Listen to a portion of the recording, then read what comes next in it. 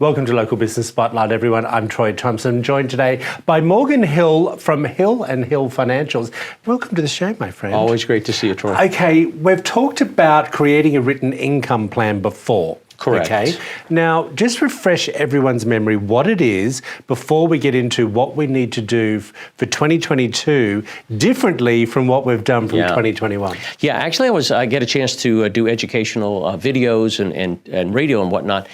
And what's happened is inflation has become a hot topic. Oh, that's the hot word right now. Hot word right now. We're going to dig in a little bit while we're here, but most people don't receive a pension.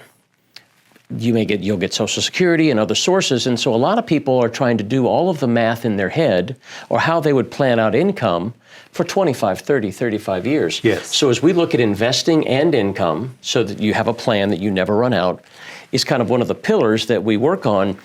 Having a written plan is a key piece of it.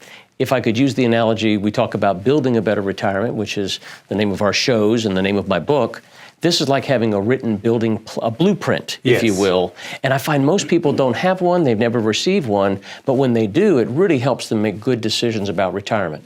Now, the written plan is something, I just want to get that part across, is something that we sit down with someone like you and plan out the next 20 years or 25, 30 years. 30, yeah. But we do need to start in the short term. I always like to start that way. Absolutely. Because there are people who are 45, 50 that may not have had the opportunity to see someone like you and have nothing. Yeah, absolutely. It's important to be able to have that discussion. Where do we start when it comes to someone who's maybe 50? You know, great question. And we get more and more people who are in their late 40s, early 50s. We have folks in their 90s that we work with. And so we'll sit down with them and begin to project out. And so we'll sit down and say, if you keep doing what you're doing, what might your Social Security look like? What might it look like for the both of you? What kind of growth rates are you seeing on your investments? And we will actually do a projection that says, what's this going to look like in the next 15 years? Then it will look like in the next 20 or 25. And people are blown away. And really, Troy, at the end of the day, what people want to know is if what they're doing is moving them closer to the goals that they have. Unfortunately, a lot of times people haven't asked them their goals, so they're busy working, but they don't know if their working is moving them towards their desired outcome. I want to talk very quickly, if we can, about the three worlds of money model. Yes. What is that? You like this? Well, I built it, so I have, it's kind of like your baby. Oh, I love my baby. But as I've taken a look at kind of the history of money management, I find that many times it's incomplete. And what I mean by that is most folks will either have their investments in the world, we call it world number one, where things go up and down. And the hopeful expectation is that over time the market will go up, which, by the way, it does. Yes. But it will be up in time for what you may have planned. Then you balance it with bank investments, CDs, money markets, etc.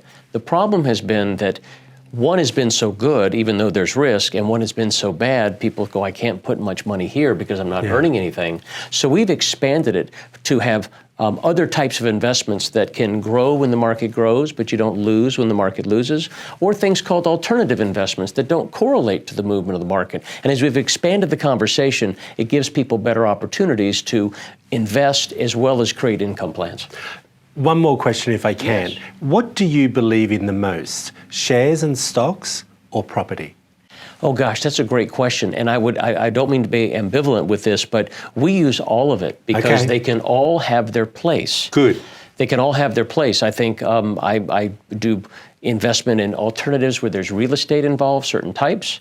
But there's a good place I've got clients with good stocks. It's depending on the circumstances. Absolutely. I think a diversity of all of those things is what's critical. All right, Morgan, thank you so much. Always a pleasure. Thank you. If you want to find out more information, there it all is up on the screen for you. Hill and Hill Financials.